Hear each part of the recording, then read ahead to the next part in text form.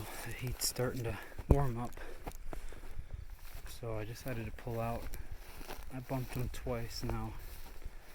The first stalk I had them at 60, but there wasn't any shot. They were on the other side of the hill, and they caught my wind before I could even see them. So I bumped them a second time, and they still weren't totally spooked. They kind of trotted off, but instead of continuously bumping them, I'm going to back out, and I'll come back this evening onto a pea field that I think they're feeding on, so try again in a few hours.